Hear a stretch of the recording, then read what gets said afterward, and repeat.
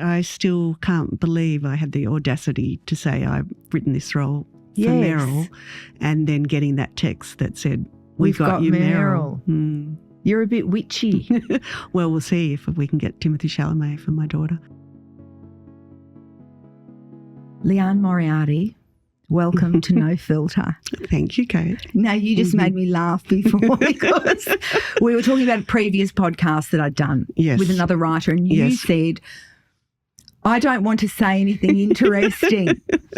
You don't want to reveal anything about yourself. I just don't want to wake up in the middle of the night with that feeling sick, as if I'd got drunk at a dinner party. Oh yes, and said too much. And because I want to chat with you, but then in the middle of the night I think, well, why would you think that people would even care about that? But people do, because you have been instrumental in creating so many worlds for people that are so richly inhabited that it's natural for people to want to know where it comes from. Yes, I know. And I know that actually I was telling somebody the story yesterday of one of my favourite authors is Elizabeth Berg. Right. And she's an American author. And I was once picked up at the airport. They have these people in America who escort you around when you're on book tour. They're always men. Right. Oh. And they always want to take you to lunch because then they can put that on their expenses. Account. Yes, and you don't want to go to lunch because you're feeling nervous about the event that you want to go to. Anyway, this man, he picked me up and he mentioned his partner was Elizabeth Berg. And I was so excited. And then I said, I love her. And then he said, well, we can go and pick her up right now. Oh. And then I said, this is the part I can't believe that I said, do you think I could see her kitchen? I don't know. I can't, and I'm not the sort of person who would say that, but it's because she writes so beautifully about domestic life. And I had a vision in my head of what her kitchen would look like. And he said, no, you can't. Oh, did he? No, I think he said, it was very clear politely. No. And then, then there was this thing with me wanting to put her in the front seat because she was So you stopped older. And picked her up? We did get her. Did he call her on the way? He called her. Did you hear the call? Yes, and she was saying, sure. And then I was saying, well, I'll get out because she's got to sit in the front. And he was saying, no, you stay in the front. And then we stopped and I was so determined that she would get in the front that I threw myself out of the car. But we weren't there yet. We just stopped at a stop sign. So then you had to say, get back in. And I stayed in the front seat. But so I do understand. I wanted to see Elizabeth Berg's kitchen. All right. So Liane Moriarty. We want to see your kitchen. No, but I don't write about kitchens. We want to see your bathroom. We want to see your bedroom. No, you do not. You know a lot about the bedroom. No, I get complaints because there's not enough sex in my books. Okay, so because there's open door and closed door, which is a very interesting thing I've only recently learnt about publishing. Oh, what do you mean? That in a sex scene. Oh, okay. That either it's open door, which is where you basically see everything. You're treated to everything that's going on. Yes. Or it's closed door, they kiss, then they wake up the next morning and open the curtains. Yes. I've never heard that before. Yes, so I'm closed door. You're very closed door. Very well. But you give a lot of hints about what's happened. Well, I remember in here one moment I said something about them having astonishing sex, and then a reviewer said that it's described as astonishing sex, but you never see the... Yeah. And I thought, well, I feel like everybody can have their own version of what's astonishing. Sex. And I couldn't do it. I could not do it. Okay, well, look what I have here. This was such a thrill. This is Big Little Truths. There's another book, you might have heard of it, called Big Little Lies. Yes. Right. And this is a sequel to that. So your first sequel. It came in brilliant the most brilliant packaging with the little zipper that you undo, was clever, and then you unwrap it. And to take people back into a world that you've created but that means a lot to people is fraught with, I imagine, all sorts of terrors. Which is probably why I'd never done it before. And why did you do it? I did it because everybody was asking about it. I have to admit it was in large part because people were asking about a new season of Big Little Lies. Yes. And so if they were going to do it anyway without me, then I'd rather they did it. Oh, with me. They couldn't do it without you. Oh, they could. Could they? Yeah, they were allowed to, for sure. Oh. So they could. And then I had also thought, because Big Little Lies was, I wrote it when my children were little, starting school. Yes. And then I had started to think over the years that, because I had my children quite late in life. So my girlfriends are all a little bit ahead of me. And I was thinking that when the teenage years come, it feels like there could be a lot of material for me, which there is. Which there is, yeah. But I say it's fraught with terrors because all of us, I think, have been scarred by And Just Like That. Oh, okay. But do you know what I mean? But I liked And Just Like That. Is that well, good. I'm happy for you. I'm very happy for you. I was just happy to see them again. Me too. Whatever Hello, they were old doing. Friends. Yes, Hello, old yes. friends. But sometimes you were like, oh, I know old friends. Oh no, old friends. Like, I know there were things, but it was almost I didn't care because I was just so happy to see them. But yes, it's fraught. I'm glad you didn't say that to me before I started writing. I would have got that. Well, no, but no one puts more pressure on you than you put on yourself. Yes, I know. And when something's been so deeply and irrevocably loved and around the world, and it's drawn the attention of, Reese Witherspoon and Nicole Kidman, and they're actually publicly lobbying for you to write the sequel. Yes. That's an enormous amount of pressure. Yeah.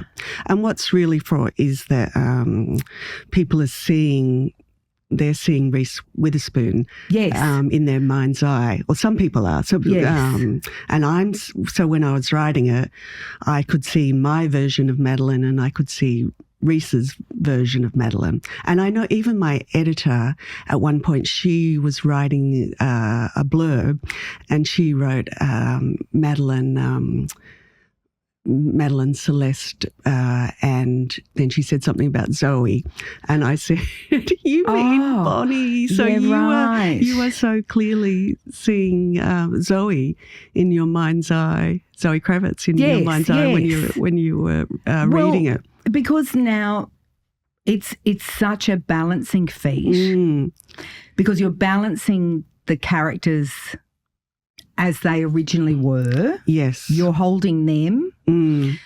We also now know from the dramatisation of it, we know Reese Witherspoon and we know Nicole, we know Zoe. Yes, yeah. How did you separate them? So in your you write a really lovely prologue where you explain, which is brilliant, that what you have written is the sequel to the book. It has to follow on from the book, but sometimes that was tricky. So, for example, even I had forgotten that Madeline had another child called Fred. Right. So there's an older, and I suddenly thought, conveniently in America. And I thought, I'll just send you off to America. Well, for a while I was thinking I'd just put him in his bedroom. Right. And I was thinking I could even be quite meta and have somebody saying, it's like Fred doesn't even exist because he's playing video games all day.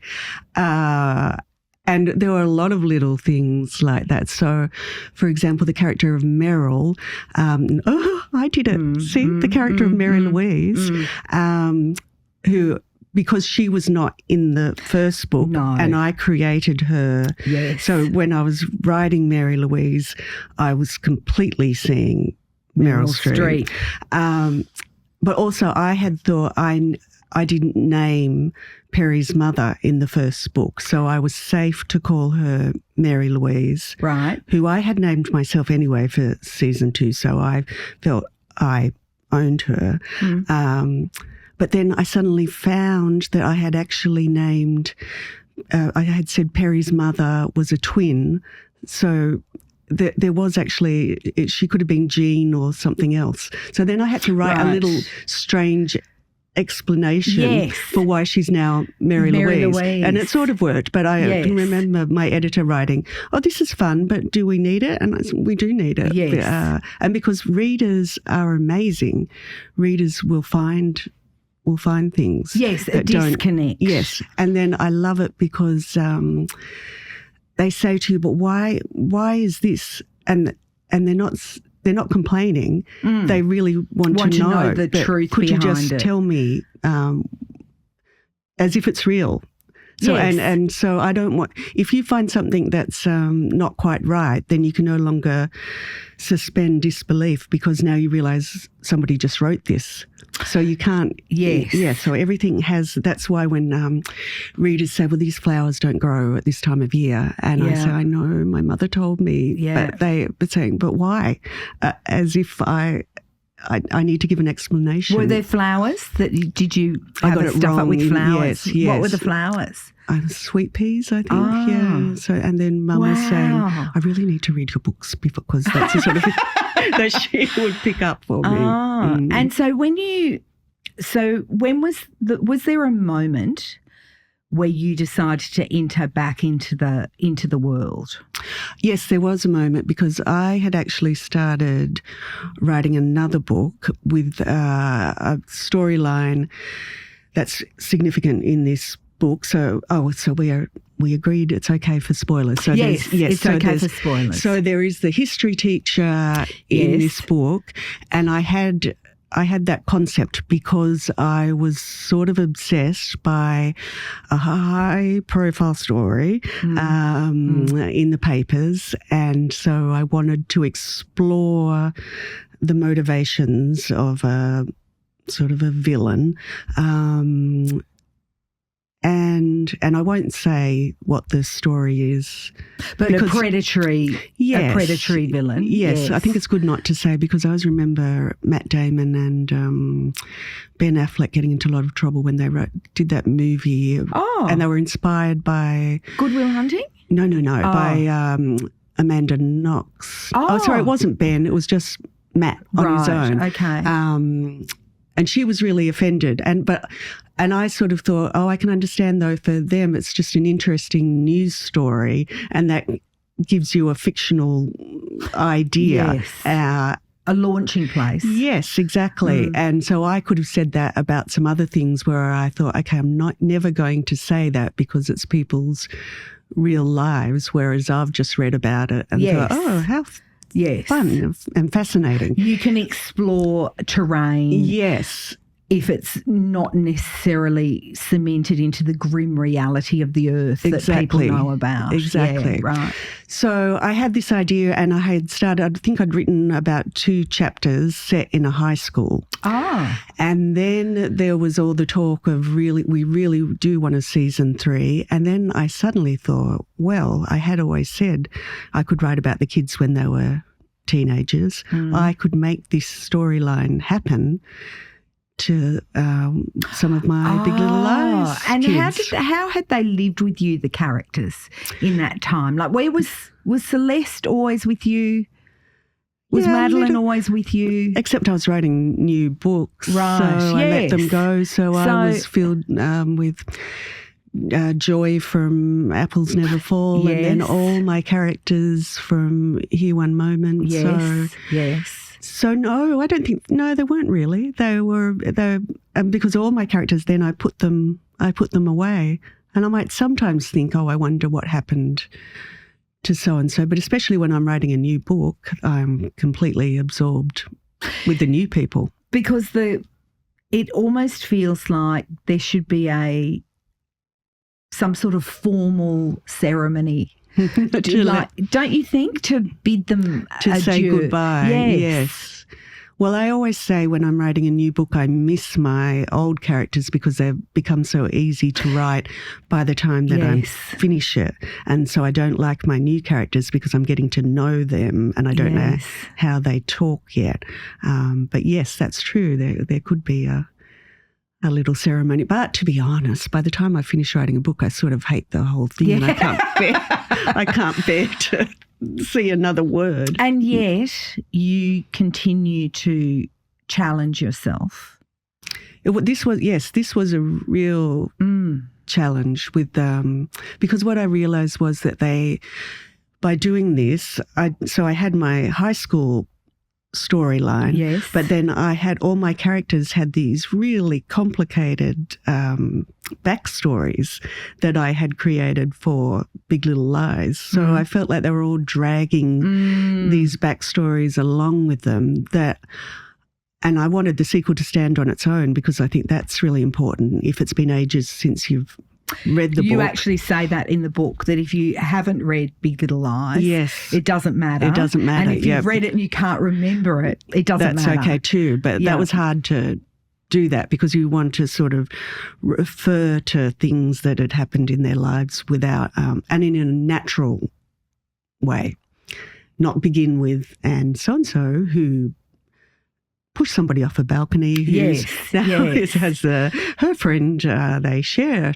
It's almost embarrassing because the storylines sound a bit soap opera-ish when you condense them. Yes, exactly. Rather than. But it's like it's like you're dating someone new again. And I always think one of the most terrible things about that is having to explain yourself. Yes, that's and all the right. relationships and what everything means and what happened. Yes, that's true. And so, that's right. People could have just as complicated backstories, but although this is pretty rare that, some of those. Yes, that's unusual. Because it's fiction. That there's a murder and then that there's a severed finger in a box. In a new school, which is also not a spoiler because it happens at the very start and it's exactly. It's that's sort of the premise of the of the book. Yeah. And so when you start to recreate that world and then move the story forward, what does that process look like for you? Is it are you sitting down with character notes? Is it more plot driven? It's not. It's neither really. I always my normal process with a new book is to buy a really beautiful notebook, a hardcover notebook. A Moleskine. Yes. It's just got to be expensive. And then I like to start to write a few notes. So I did post on Instagram I found some of the old notes when I was starting to write Big Little Lies.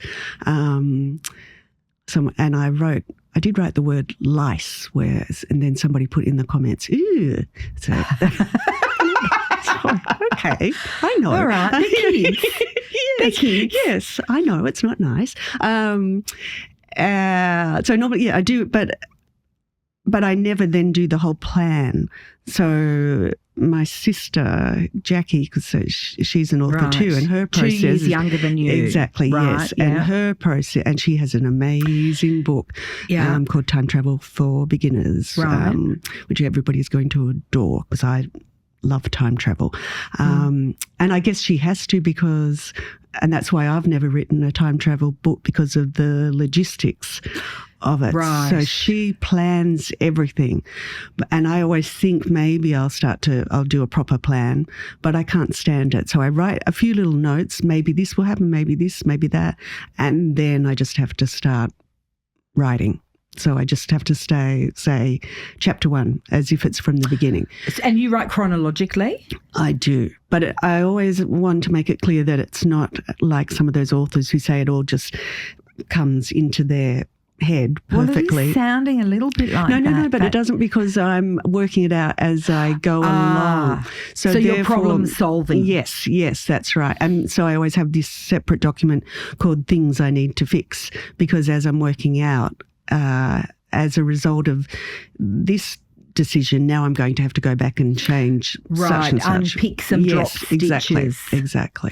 So you mentioned your sister Jacqueline, and you've also got Nicola, who's also an author. She is, yes. And there are 4 girls in your family and 2 boys. No, 5 girls, 1 boy. 3 of the 5 of you are authors? Yes. Let's just work out how that happened. But I think it's, it's like the tennis players and yes, Venus and musical Serena. families. Yes, and I also think whenever anybody writes a book, there's sort of a ripple effect, because then people think, oh, actually, you can do that. It's real. And so Jackie started the ripple effect, because then I was filled with envy. And then it seems like something you could do. And so your first book that you wrote was a children's book? Oh, yeah, I tried. Yes, that was never published. Yes, the Animal Olympics, it was called. And still has not been published. It still has not been published. And have you looked at it? No, I don't even know where. Do you think it should have been published? I thought I don't know. I thought it was fun. So it was around the year 2000. So it was sort of was before the year 2000, because I was inspired by the Sydney Olympics, and I was interested in all the animals that would win the Olympics. So, for example, the flea would win the high jump. Right. And things like that. Not the lice. No, not the lice. Not the unnice lice. Yes, yeah. When your younger sister got her first publishing deal, and you said it unlocked in you this envy, what life were you living prior to that point?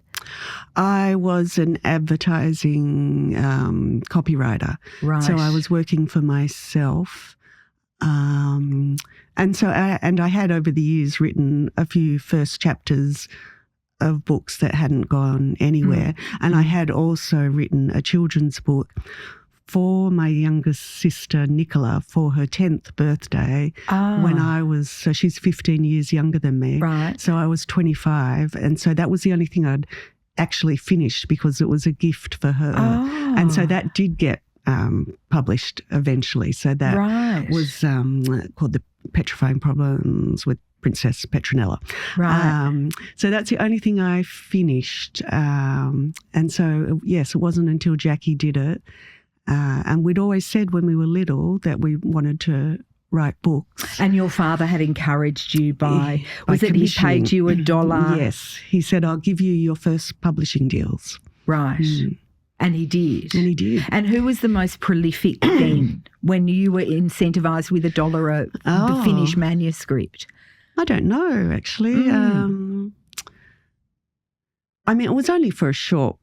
It definitely happened. It sort of became part of our origin story, as if he did it for years and years. I think we probably only just, both of us wrote a couple of stories, and then we moved on with our lives. And I've definitely still got volume 2 of The Secret of Dead Man's Island. What was the secret?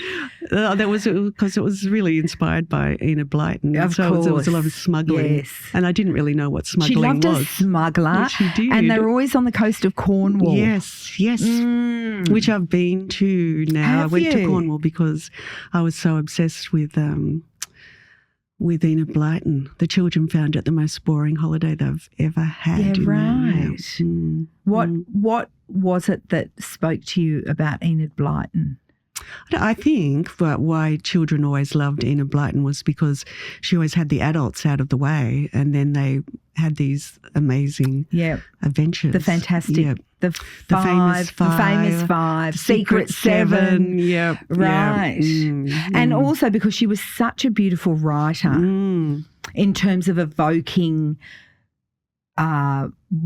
what the kids ate. Yes. Oh, yes. There was a lot of food. Yes. Well, I haven't picked one up in a while. I remember picking up one of the Narnia books, the Dawn Treader, and realising that the language was quite simple, whereas my imagination, I could taste the salt of the sea, And sometimes I think children's imaginations are so much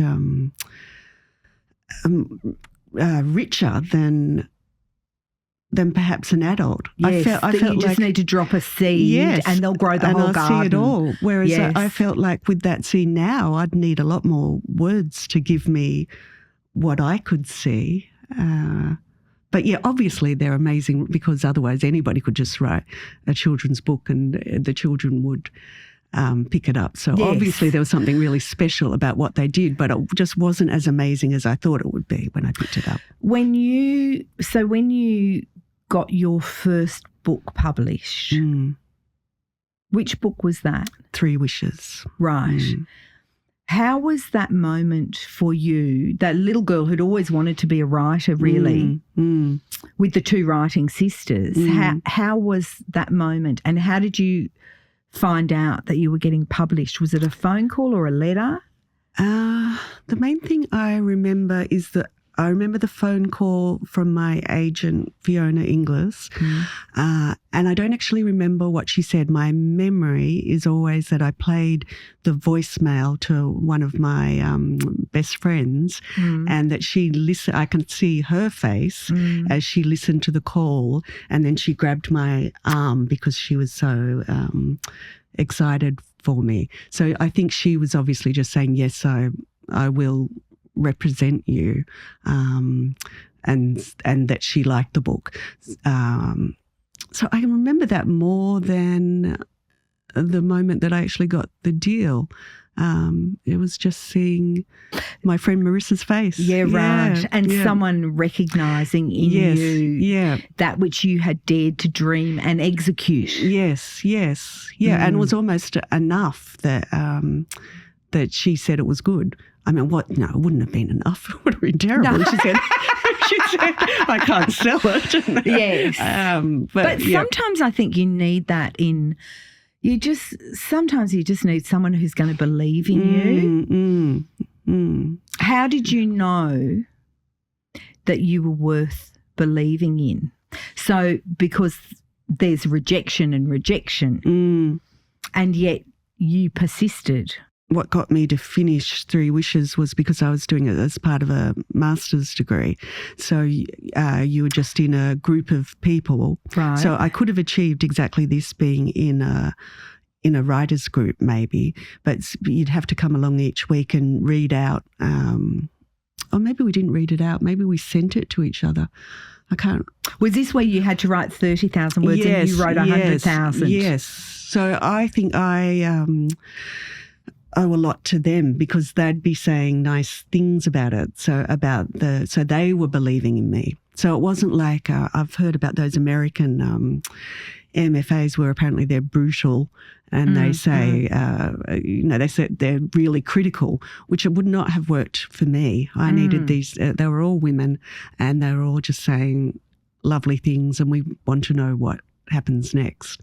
So that's what got me through. There is something that you have, because I was thinking about your writing when I was reading this book, and I was thinking, what is it? Because yes, you create these worlds and they're so vivid. And even you recalling your girlfriend's, hand on your arm, you've got just a beautiful recall of human moments. But overall, and because, of course, the characters are 10 years older now and they're perimenopausal.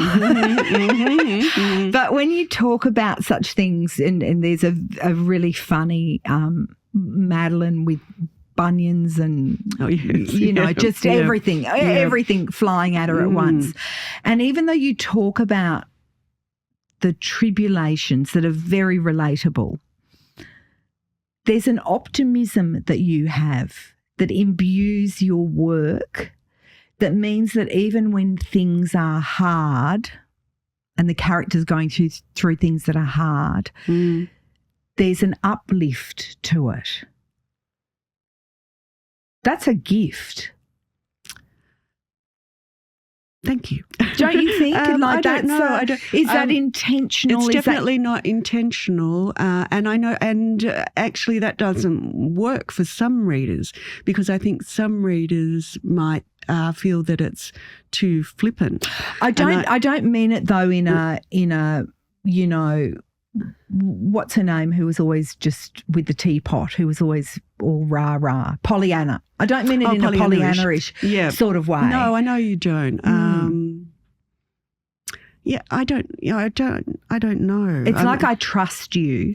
Yeah, people have said that to me before, and readers have said just recently an older woman, no, I don't know why I said older woman. She's probably the same age as me. And she said, I know I'm safe with you. And I took that to mean I'm not going to do anything. You're not going to get to the end. And I'm trying to think of something. There's some books where I get angry, and to me, almost like a betrayal. It's a betrayal, yes. And to me, that's when this is my theory. Terrible things do happen in the real world. Yes. And more than one horrible thing can happen to a person in the real world. Yes. And life is not fair. And then you might say, well, how could God or whoever you believe in could let that happen? And if I'm reading a book and too many terrible things are happening, then I think, well, you, the author, I'm suddenly taken out of the story, and I think that's not right. You should not have let those terrible things happen to that. Because we're at your mercy. Yes. And also that idea of, well, this is the way it happens in the real world. And and also this is why I'm a commercial writer, because that idea that in real life endings are messy, and so therefore they can just stop in some books, and in a jumble. Nothing's resolved. But that's why I think we read for the pleasure of a story, is that things completion are tied up, that feeling, and that you end on a sense of hope. And so sometimes I read a book and I think, I understand that was beautiful, and I understand that was probably the right thing to do. But if it was me, I would have said, and then it was okay. Right. and then they were everything was worked out. So, you know, I actually noted in the book where you said that, that bad things, there's not a law that says only one bad thing can happen at once. Peppered with wisdom. And in fact, that happens in the book. Yes, it does, but not. I still think readers will. Yes, forgive me for that. But Madeleine, and I thought of you when I read when Madeleine discovers a lump in her breast on is it the day of her birthday, her 50th, or the night before? Or the day? The morning. Yeah, the morning of. Yeah. And I thought of you because you had a similar experience. Yes, although I didn't find a lump. I just had the mammogram. I got an email saying you need to. Was it an email? Yes, because I was away on holidays, saying you need to come back, or you need to do something. And so you just had a routine. Yes, mammogram. A routine. Yes, and then a very stern woman called me. She was cross with me. I think she thought I was not going to take it seriously. But I knew, I could tell that there was going to be something. And then when I had so then I went and I got the biopsy, and I can always remember the lovely woman who was doing it. She said something like, "Oh yeah, I had breast cancer. She said I had this sort of biopsy." So she was explaining what would happen. So you'll feel this and you'll feel that. Oh, and then I said, "And so was yours benign?" And she said, "No, but it was all okay." And I thought, I can tell mine's not. How did you know? You said before even when you had the mammogram, you were like, there's something there? Or? Oh, no, not then. It was just when I got that email, right. I thought this is not going to be good. And because my sister had been through breast cancer. My middle sister. Right. Yes, not one of my writing sisters. Yeah. Her name's Katie. Yeah, right. And she had to have much more invasive treatment than you I ended did. up having. Yes, yeah. When you went through that, I've heard you talk about it before, and it's almost like it was not as significant as it. Well, because she had to go through so much more, and you compare with your sisters. Not that anybody was saying you, and certainly she was not trying to downplay it in any way, but I guess I was downplaying a bit. So that's why I think I probably told that story of the school mother, and I kept on referring back to my sister, and then and I was saying, it's fine by my sister, and then she said, but I want to hear about you, not your sister. Right. And that was really nice. Right, yeah. And then how do you think that affected you? Because I love, in the book, I love it, and also it's just such an amazing emotional pivot when Madeline is given the all clear, and then we find out that Ed is like perilously sick. How do you think that your experience, or even your sister's experience, affected you when you come to write things like that? I think that I always write, I'm very much in the world that I'm in. Yes.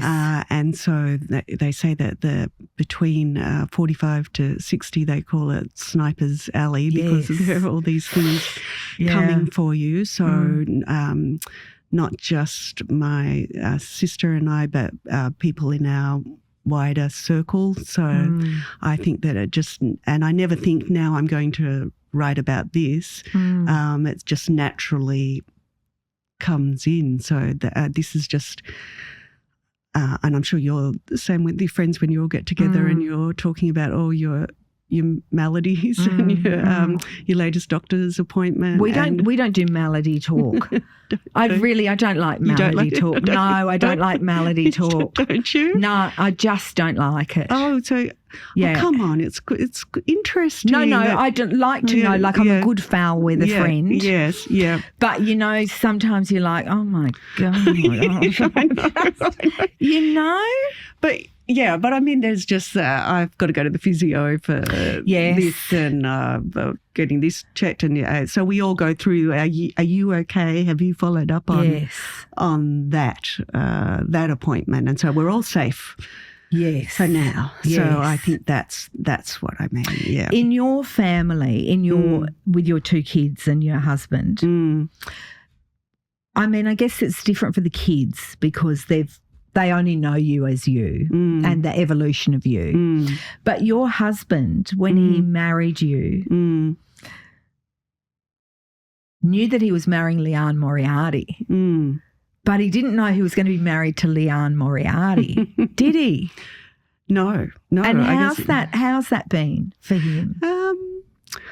Well, I think he really enjoys some aspects of it. So I think he has more fun, for example, at some of the red carpet things that we've been to. He'd be more relaxed because than he's you, completely probably. Relaxed. So he's just enjoying it, and he looks great.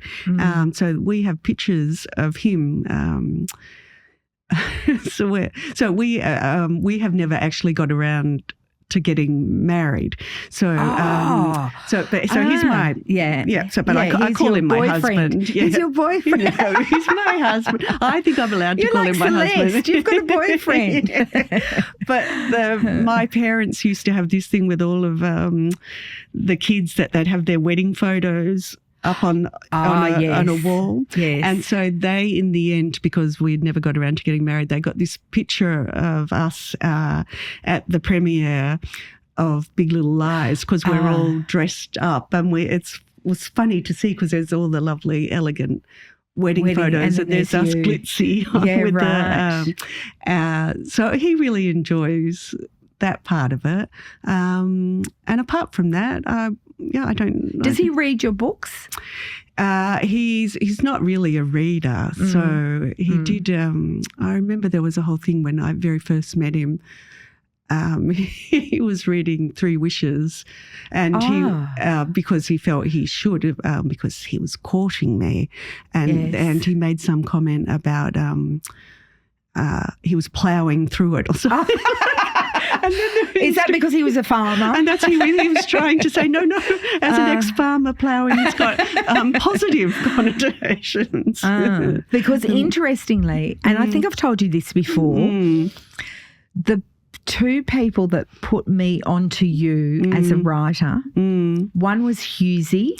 Yes. One was Husey and one was my dad. That's right, yes. And they had both read The Husband's Secret. Yep.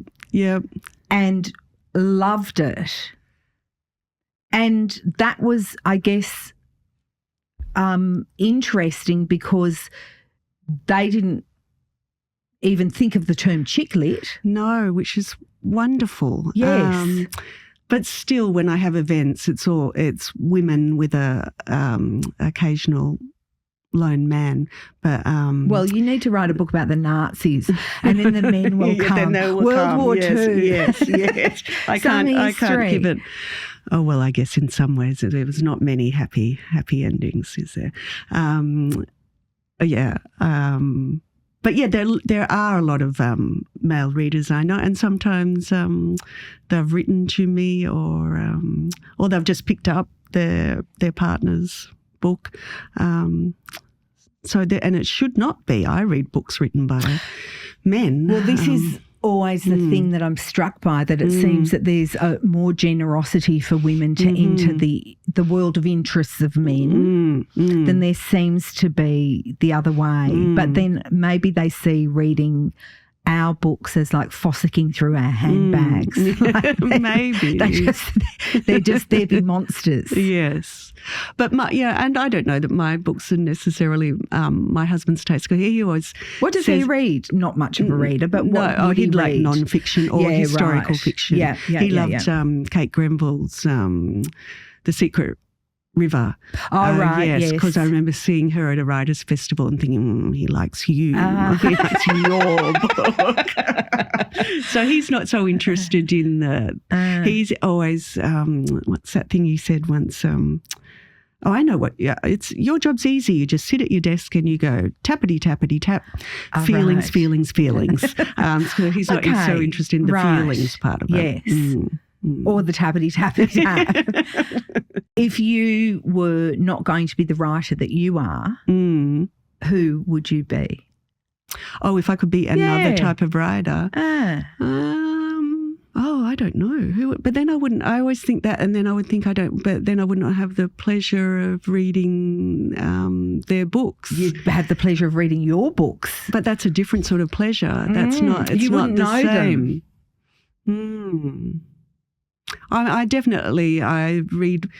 Anne Tyler's the one. She's my favourite author. Who, and one of my favourite comments ever on a review about me was, she's like Anne Tyler, not quite as good, but I really loved that, because that to me meant I believed it, and I loved the way she doesn't have to have much plot. Not that much happens, but she writes so beautifully about just ordinary life. So that's who I'm always aspiring to be. You also do that though, because if you're going to look at everybody's story, the minutiae of what happens in the moments of their lives is so truthful and rich in detail.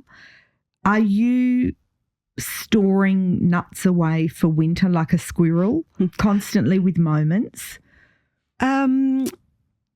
Yes. But also I feel those things come easy to me. I recall those. It's the parts that I struggle with are describing this room, or okay, I'm not good at landscape, or just how can I just stuff the real world.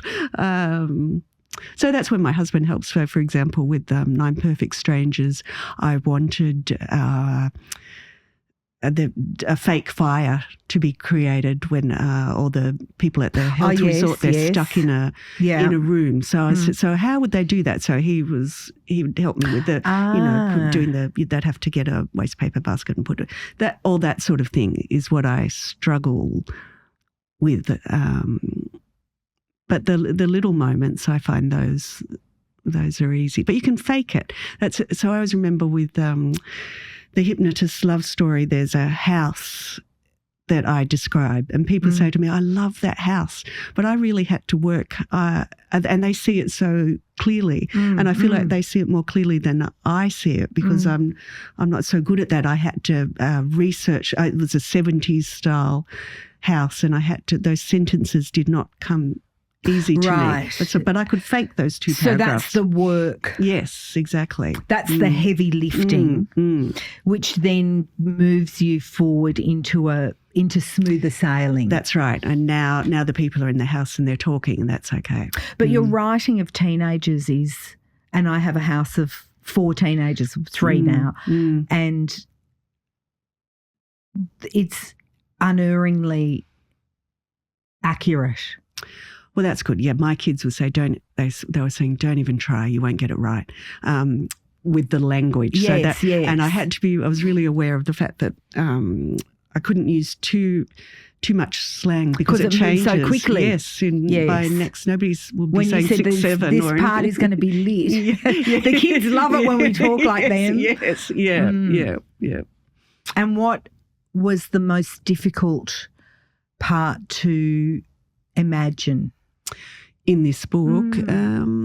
Because it reads with an ease. I can't pick a part that was difficult for you to write. You know, sometimes you read a book and you know that you can sort of see the work involved in getting to a point. Well, that's good.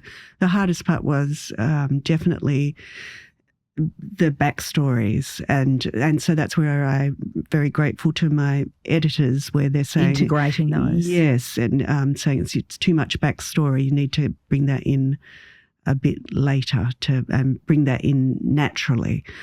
So that was the hardest part. I'm never so good at the police procedural part at it. Oh, right.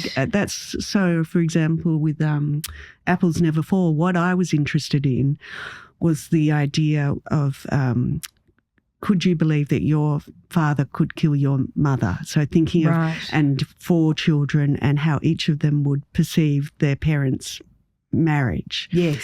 So I found that so fascinating. But then for that to be real, the mother's got to go missing. But I wasn't so interested. She has to go somewhere and the police have to investigate. Yes. But I wasn't so interested in that part. Right. I just want the kids talking about, but they, do they love each other and all the things that are parts of their childhood. So those parts are, again, where I have to work hard at it. When you have done that work and you've received acclaim, and then you get a phone call from Nicole Kidman's people saying, we want to commission this, we want to get the rights for this. You've been down that road before. What does that feel like? Well, in the beginning, it's every author dreams of it because it brings you more readers. It's and it's so hard even when you get started to just get a review in the local paper. And also it's just exciting to think of it being adapted. But it's never that I'm never writing them as a future adaptation. Although this one is different because I knew for sure that it would be. So I can't pretend with this one that I wasn't aware of the fact that that would happen. So that was probably more in my head than with other books. And with my next one, which I haven't started, but I won't be thinking of a future adaptation. But this is still Australia, not Monterey. Exactly, yeah. And I never want to think of the book as just a stop on the way to the adaptation. For me, the book is what matters because that's between me and the reader. I love that because it's really personal, that it feels like something sort of magical, that it's my imagination and their imagination, then it's creating something completely different with every single person. Because they're all seeing little things from their own lives. So I always find it funny when readers come up to me and they might say, and the such and such, and they'll get it a little bit wrong. Yes. Because there was something that they thought of from their own life. Yeah, that they've woven in there. Yes, into their. Oh, that's amazing. Yeah. But whereas the adaptation, then there's a whole lot of different people and every single actor is bringing something from their own lives, and there's the writer and the director. So that to me is something completely different. So, and even though you weren't anticipating it and you kind of can't write with the end game being I want this. It's like people that go into showbiz because they want the red carpet rather than doing the work first. Yes. Yeah. But I imagine when Nicole Kidman says, I have read your book. Oh, yes. It's a huge thrill. Who was she going to be in the book when she read it? Did she place herself in the book straight away? Or yes. She knew she was Celeste. Yes. Yeah. And what did you say? I still didn't think it would really happen because I had books adapted before because they've been going on for years, so much so that I can remember I was single and somebody was talking about adapting Three Wishes. And I remember because he was coming to meet me and I was thinking, oh, this might be a good meet cute. Maybe this is my... And I can remember because he came to the door and it was like the light caught his wedding ring as he came in. Yes. And so, and nothing came of that. And so the years go by and nothing, it's just all authors talk about that and you don't get too excited until the day they start filming. So even meeting Nicole, I was just thinking this is a fun story to tell about meeting her and it's a thrill that she's even read it. But then I remember saying to her, well, I know not to get too excited because this may or may not happen. And she said, oh, no, we won't. If we option it, get excited. So they're not mucking around. Yeah. And she was right. She was right. Yeah, because it did happen much quicker than any of my other books have been adapted. So I just got really lucky. I haven't finished the book yet. Are you going to break my heart? Well, this is a thing. I have to break your heart a little bit. Yeah, I knew that you were going to break my heart. Well, I just talked about you're in safe hands. But I trust you to break my heart. Okay, good. I'll break it nicely, tenderly. I like the tension with Jane and the baby. Oh, and the baby, yeah. Yes. Very relatable. I've realised that I don't think I've ever written a book where the desire to have children or not have children is not explored in some way. And so, yes, in this one. Why are you drawn to that so much, do you think? Well, probably because, it took me a long time to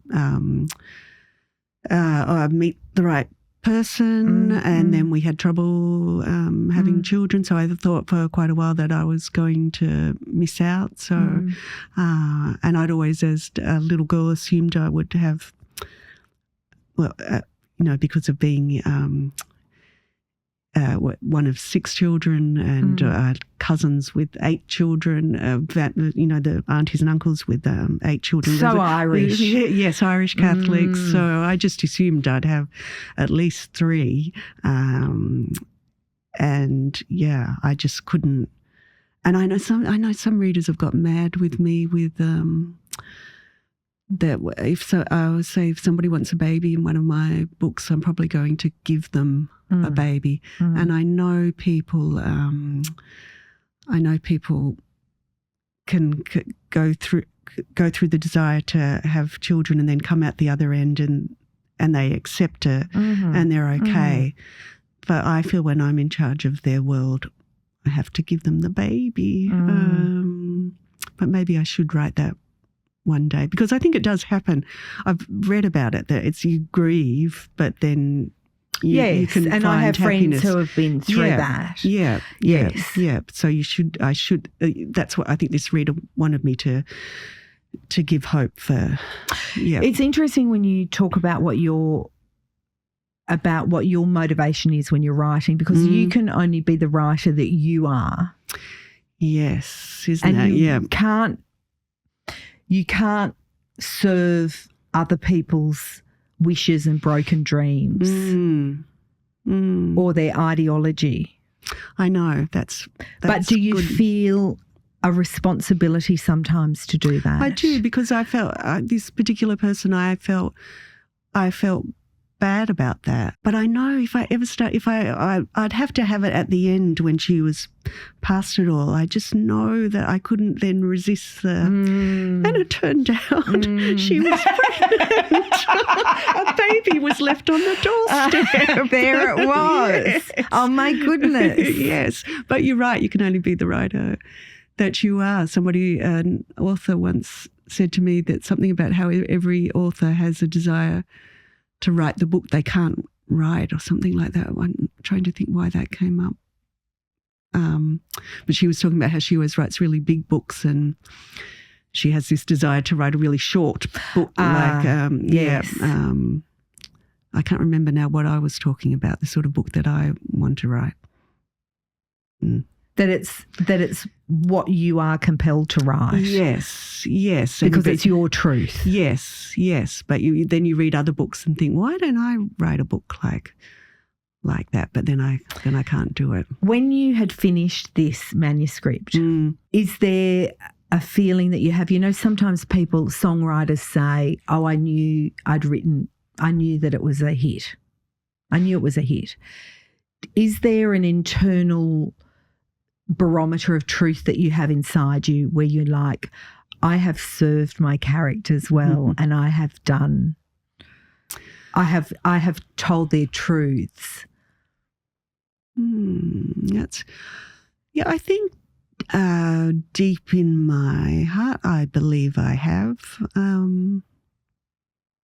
But then it's all mixed up with the terror of people's critical things that people may or may not say. I haven't yet. I feel like I will surely one day grow up enough that I can let that go. Because I remember while I was writing this, sometimes I'd think there's a line critics sometimes use, Moriarty seems to think blah, blah, blah. Right. And in my head I was thinking, they're going to say, Moriarty seems to think that teenagers blah, blah, blah. Right. And I was thinking, what am I doing wrong right now that teenagers do or don't do? And then I'd say to my children, it's your fault if you're doing something that teenagers do. And of course you can't. And that was the thing with teenagers, that there's such a huge spectrum of what you could do with teenagers. You could lean into the really hard things of being a teen, or the wonderful, and which every teen is different. Which you've done. Yeah, that's what I was trying to do, to show that it's not just one way. So, and I love my teenagers in this book so much. I love them. You can tell all. you love them. So so deep in my heart, I feel really good about that. Do you know what's interesting though? When you were saying before, imagining what the critics will say. It's so much a part of the artistic process, and people do it in life, no matter what walk of life you're in. We love to prosecute the case against ourselves. Yes, to get in. Why do we do that? Yeah, to get in first. To get in first. Why do we do that? And how have you not outgrown that as an artist when you've I think it's just being protective. And I don't know why I haven't. Because what I mean is, I don't mean why haven't you outgrown it? Sorry. But because there's been external affirmation of your work on such a scale, and also internal affirmation because you kept doing it, so you know that you're good and that what you're doing is right. Why do you think we have this capacity as humans to want to prosecute ourselves? I don't know, and I don't know if everybody has it. But I remember that friend who I talked about earlier holding my arm, and I had a bad boyfriend once, and she said to me, you don't need him because you don't need somebody to be hard on you. You're already hard enough on yourself. You don't need a critical person like that. So I guess it's... I guess what I'm asking is it part of the process? Is there a point to it? Yeah. Is it actually sort of strangely beneficial? Like I remember once hearing Will Anderson say, talk about a teacher that he'd had when he was at high school who said, you're not funny or whatever. And he was like, see, look at me now. And I thought to myself, but maybe if that teacher hadn't said that to you. Yes. Then yes. I don't think, no, because I don't think this is helping that. I'm trying to, I think it's fine for envy to be a motivation. Yes, so it's because I'm open about that within sibling rivalry. Yes. But I think that is the covering myself helping. Well, in some ways, the criticism can help if everybody's saying something similar. So with my book, Truly Madly Guilty, everybody said I took too long to tell them what happened at the barbecue. Right. And I think that's really valid. If everybody's saying yes, that. Yes, if there's something coming at, and then I've said to some people, friends, and they've said, and you get to a point where that doesn't actually hurt your feelings at all. That's fine. But was the saying Moriarty seems to think, I don't think that was helping me along the way because I was already doing the best that I could. But yet you took it upon yourself. You didn't even have to wait for the critic to do it. We do it to ourselves. But maybe also sometimes I feel like I'm a bit superstitious thinking if I think these really mean things, then surely that won't happen. It's like when you think all the worst things that could happen, a car accident or whatever, or every terrible thing that could happen. If you've anticipated it. Yes. Yeah. Having read that book, I can tell you that doesn't work. No, I know. It's going to come and get you anyway. Yeah. Who do you, I know writers are always like, it's like asking me to pick my favourite child. Oh, the favourite book. But they must know the person character that you most wanted to meet again, to bring to life again. Probably Madeline was a lot of fun. Yeah, yes. So I loved writing her the first time round, and it was probably Madeline. There's nothing like her calamity. Yeah, yes, and all that. So, and the fact that because I can always remember when I first created her writing perpetually outraged like so-and-so and shimmery, sparkly girl like so-and-so, and then combining those two attributes, and then she became Madeleine. And I could, I knew who she was so clearly, and it's fun to write somebody who's perpetually outraged. Who shows themselves yes. The 360 of them is there to be seen. Yeah. What's your next book that you referred to before?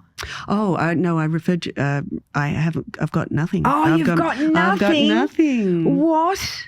I did write a short story, my first ever short story, which was a little bit different from anything I've written before. It was sort of, I was calling it science fiction, but I think maybe the right word is speculative fiction, because I just finished a book and he called it speculative. What is speculative fiction? Yeah, what is it? Where you're speculating a possibility of the future. How is it different from science fiction?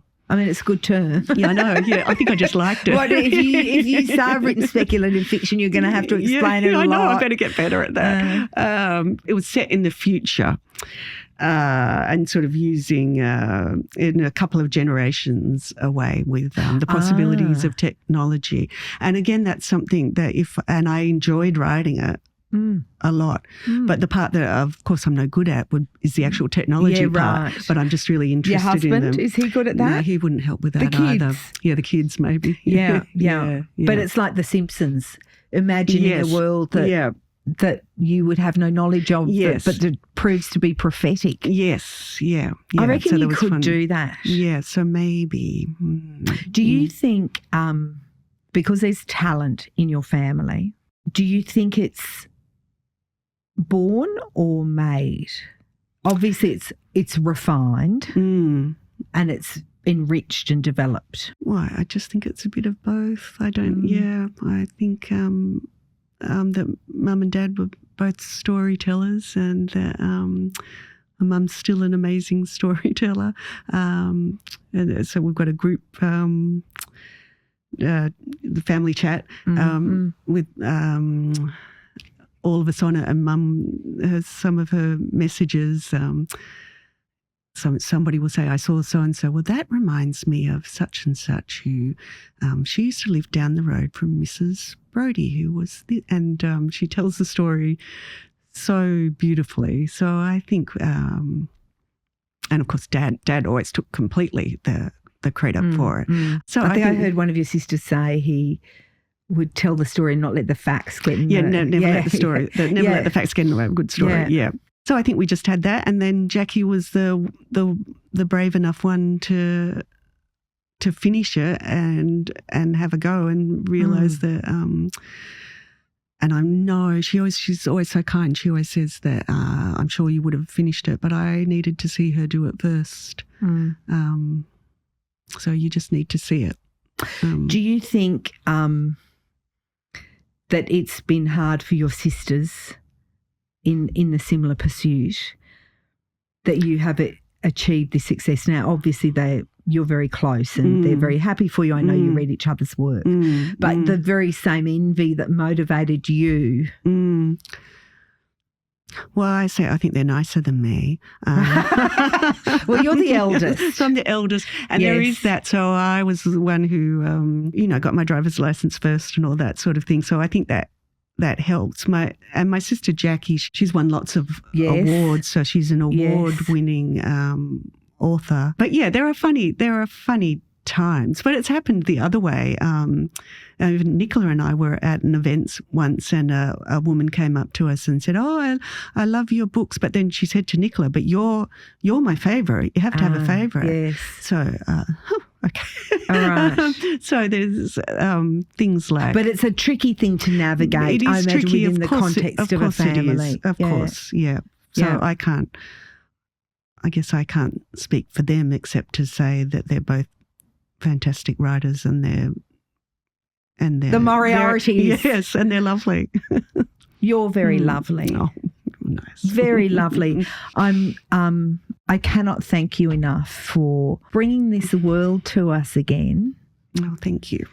And doing it with such heart and wit and soul and richness. It's just so fucking good. It's really, really good. Oh, You've done a great job. Thank you. It's a great read.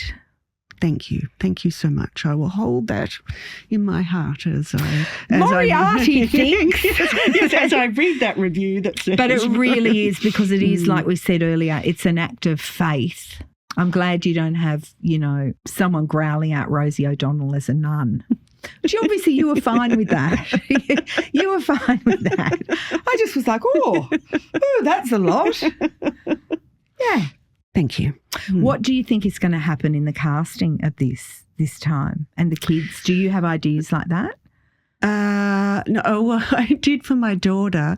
I put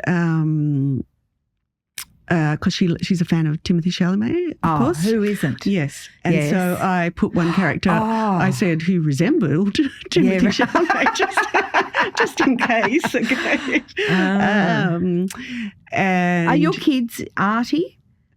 Oh, well, it's hard to get them reading at the moment. Yes, very hard. The phones. Yes, the phones. That's tricky. So I'm sure they have the potential, but at the moment, no, not yet. No tech-free Tuesday. No, I tried. Like they do at the high school. Exactly. I don't know what they'll. And who's seen it so far? Who's read it? Yeah. So the producers have all They've read already it. So seen it. So somebody is they're working on the screenplay already right now. Yeah. Wow. So then they would have been happy with it. They said they were, but we'll see what they. Yes. Yeah. I have to accept the fact that of course they'll change. Yes. They'll change things. You're very good at that, aren't you? I didn't like it when they changed, when I wrote I wrote something for season 2 of Big Little Lies, which was not to be published. Right. And I realised I did not like, and because it was not to be published, I didn't like that they changed some of those things because it felt like those storylines therefore never existed. Right. So, but when there's the book, then there's the book. So I felt at the end of writing that, I called it a novella. I thought, where's my book? And I don't care if they change things because nobody can change my book. Yes. Because it's there. Yes. And yet you also get to see, conversely, in surrendering that control, you get to be really pleasantly surprised as well, like Laura Dern. Oh, yes. Oh, yeah. And there are things that so I put that in the author's note that Laura took that character of Renata, who was not really important in the first book, and she made it her own. So I was taking from Renata. And, of course, I saw Meryl Streep completely when I was writing Mary Louise because I'd seen her first. So Did Meryl Streep know that you'd conjured her up? That you had secreted her to you? She'd heard the story. I think she made some little remark like, thanks for the gig or something, some funny line referring to that. That's an amazing thing to have done, by the way. It is, isn't it? It's a bit witchy. Yeah. Well, that was Liane Moriarty. I came away from that conversation thinking about what she said near the end, that idea of this is it, of refusing to keep waiting for the next milestone before you actually let yourself enjoy your life.